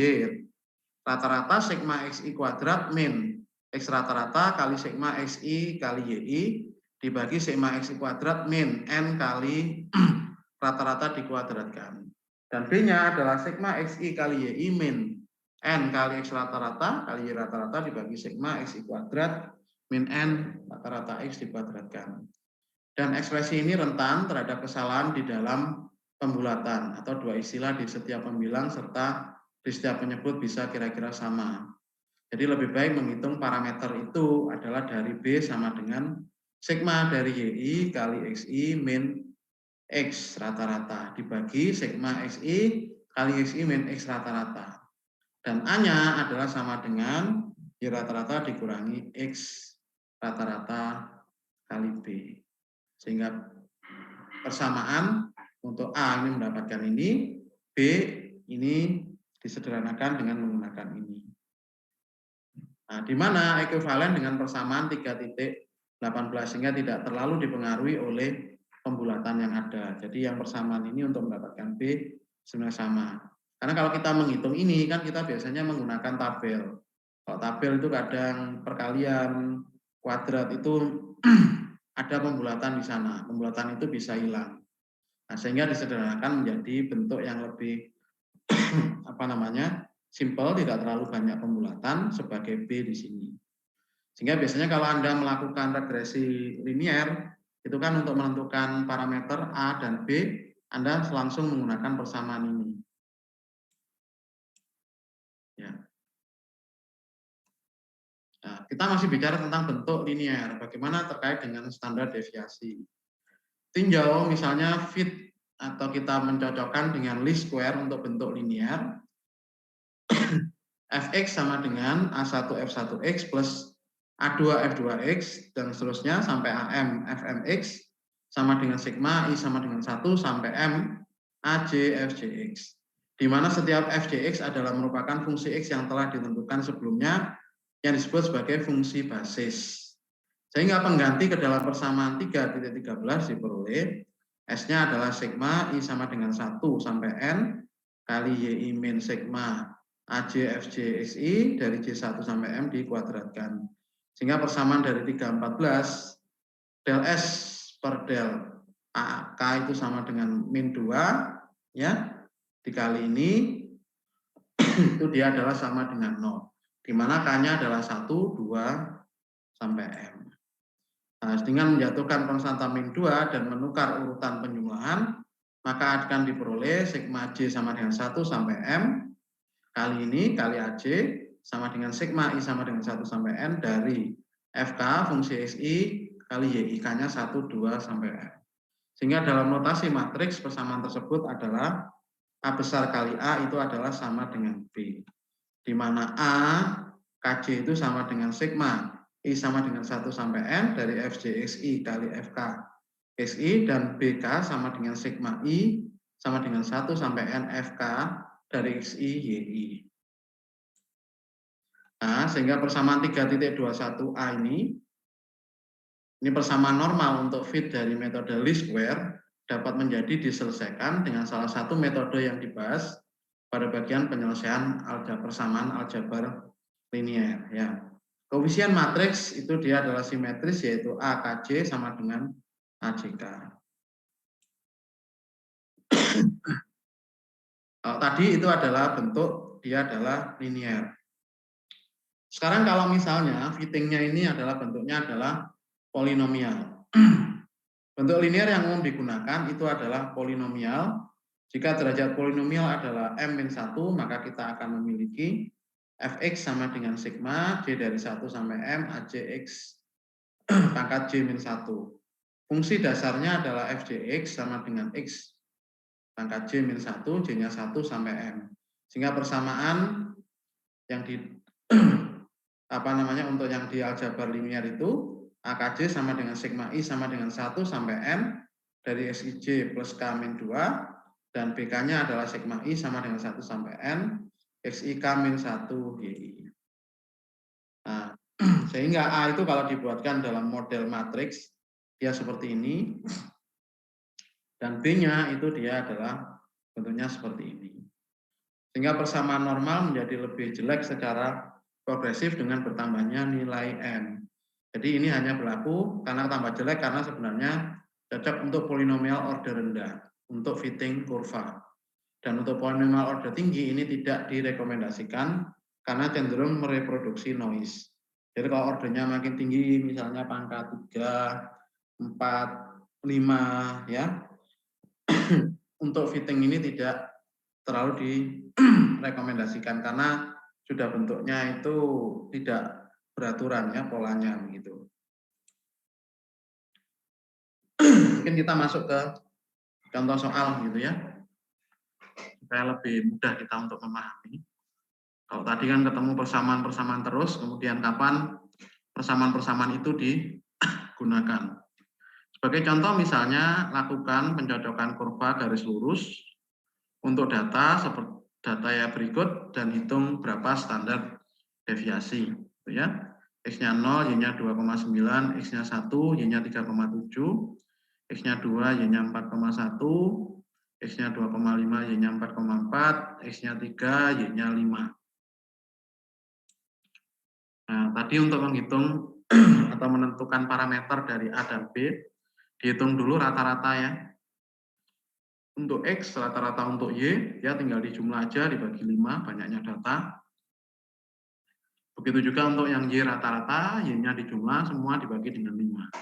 Didapatkan X rata-rata adalah 1,7 dan Y rata-rata adalah 4,02. Kemudian menghitung dari persamaan B, intercept A dan slope B dari interpolan ini dapat ditentukan dari persamaan 3.19 tadi. Ya. Persamaan 3.19 tadi ini ya. Di mana A-nya sama dengan rata-rata Y min X kali min X rata-rata kali B. Jadi B-nya sama dengan sigma YI kali XI min X rata-rata per sigma dari XI kali XI min X rata-rata. Maka diperoleh untuk masing-masing ya dimasukkan ya sehingga diperoleh B-nya adalah 0,6431. A-nya adalah Y rata-rata dikurangi X rata-rata dikali B sama dengan 2,927 ya. Jadi kalau sudah masuk ke aplikasi di contoh soal itu kan menjadi lebih mudah ya, lebih sederhana. Yang ribet itu adalah menurunkan persamaan-persamaan tadi sehingga diperoleh pola menjadi bentuk umum, kemudian atau menjadi bentuk yang lebih sederhana. Nah, untuk yang ini kalau ujian keluar bisa ya, menentukan parameter A dan B ya, B-nya dicari dulu, kemudian A-nya tinggal menggunakan persamaan yang ada.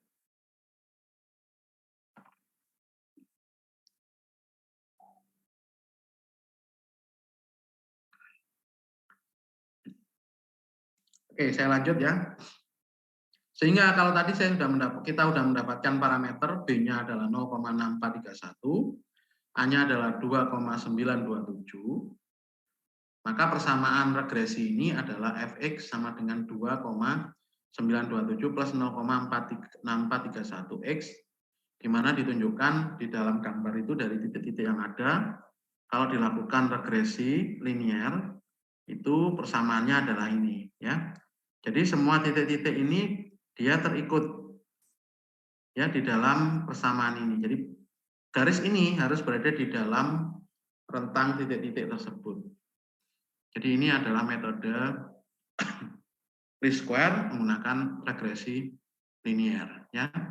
Kalau Anda pakai Excel itu kan gampang ya, tinggal masukkan saja data X, data Y, kemudian diplot pakai regresi linear, nanti keluar persamaan. Tapi Anda tidak tahu bagaimana mendapatkan nilai A dan B itu seperti apa, ya persamaannya begitu. Oke, ada pertanyaan dulu sampai di sini sebelum saya lanjut ke deviasi.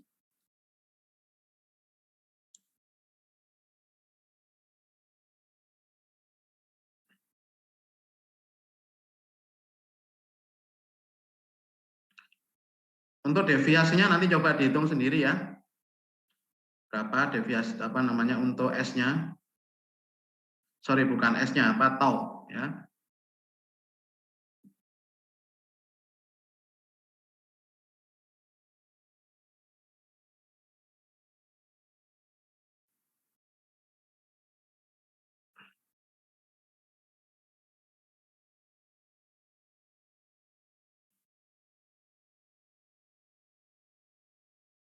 Nah, ini kan taunya kan dari akar S dibagi N dikurangi M.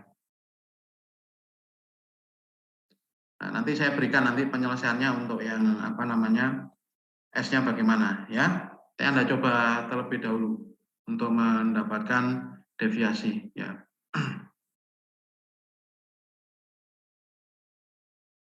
Standar deviasi ya.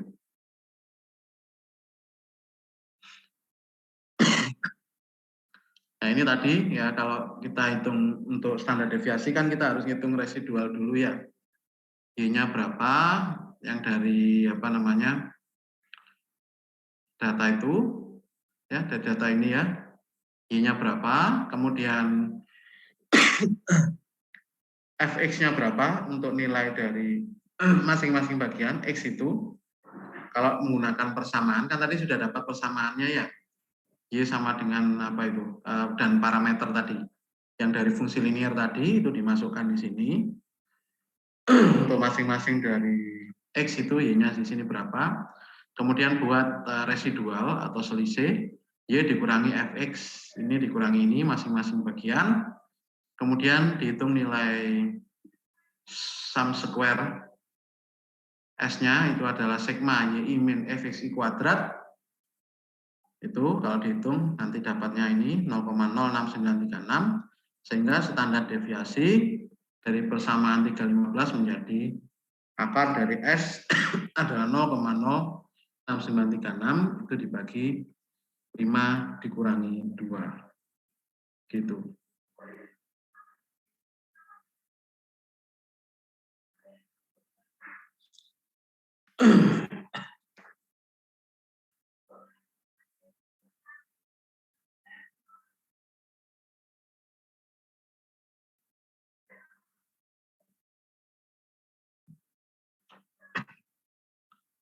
Oke, saya lanjutkan yang terakhir untuk yang contoh soal.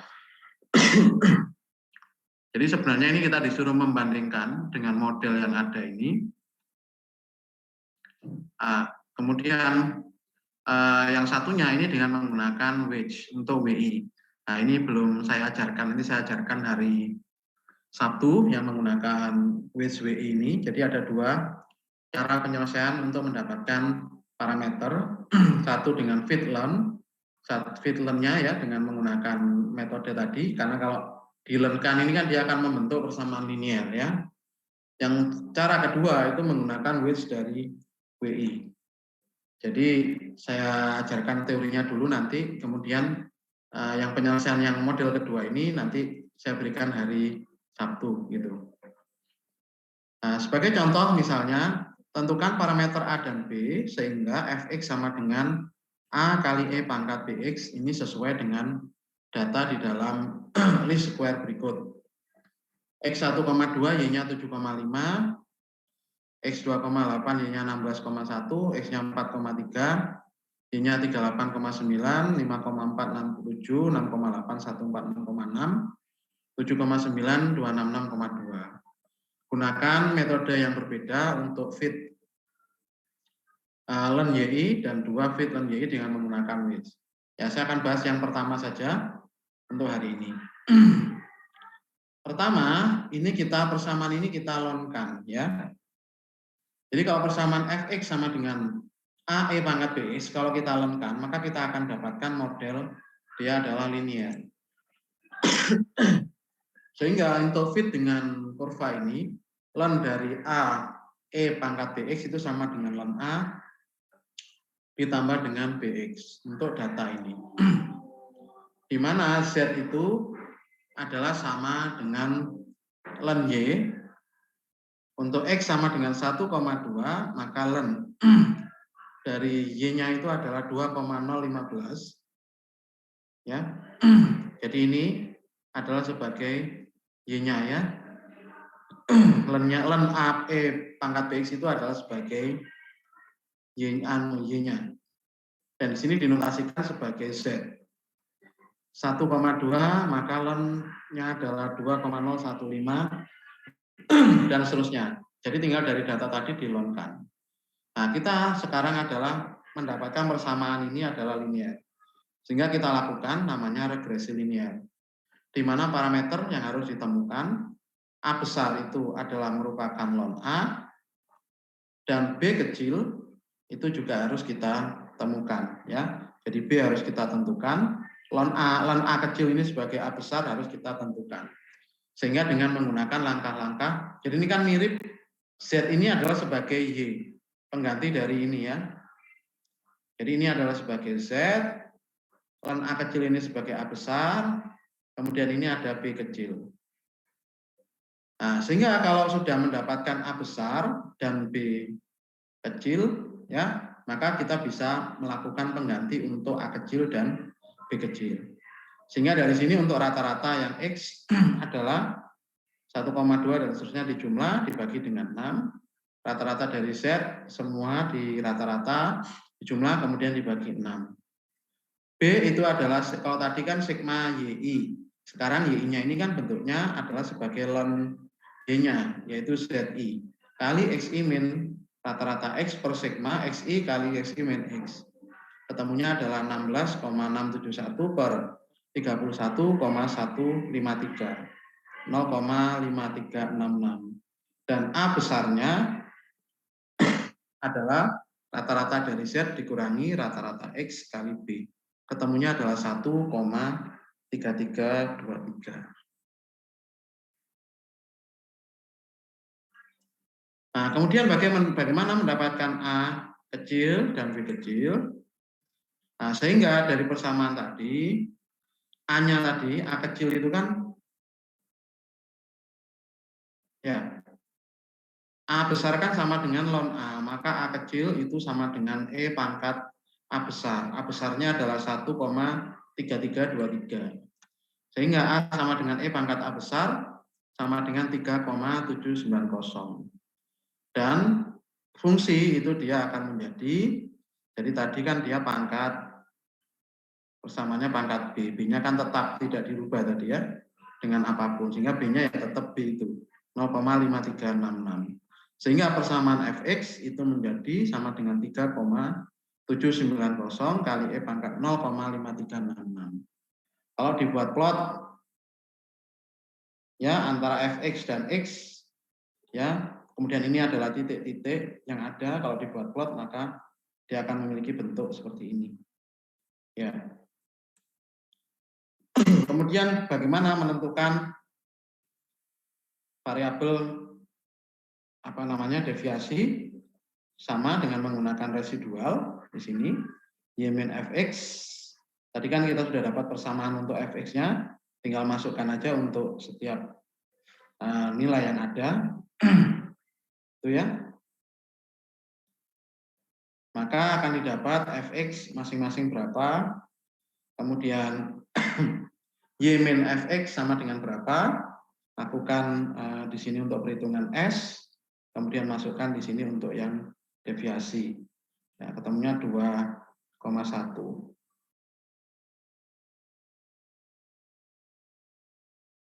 Dan kelihatannya kalau dari kurvanya ini, plotnya ini ya bagus ya, karena bisa masuk di dalam rentang untuk masing-masing titik yang ada.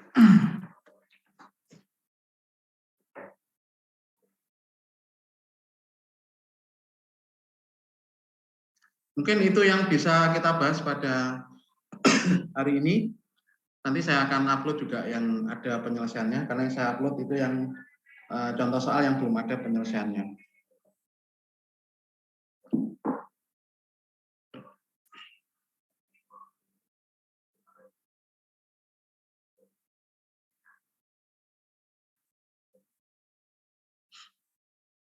Ada yang mau ditanyakan mungkin sampai di sini?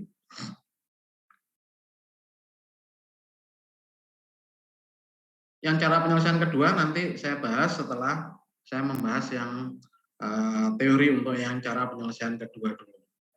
Hari Sabtu nanti ya, jam 10.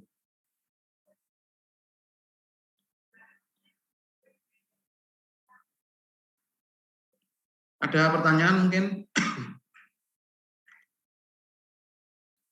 Kalau tidak ada, mungkin kita akhiri pertemuan kita hari ini. Terima kasih atas kehadirannya dan sampai ketemu hari Sabtu jam 10 ya. Jadi tidak perlu absen, nanti langsung saya kirimkan link Zoom-nya. Sehingga kalau dilihat dari teori tadi kan agak rumit ya. Tapi kalau sudah digunakan di dalam penyelesaian soal-soal itu menjadi lebih sederhana ya. Oke, terima kasih kehadirannya.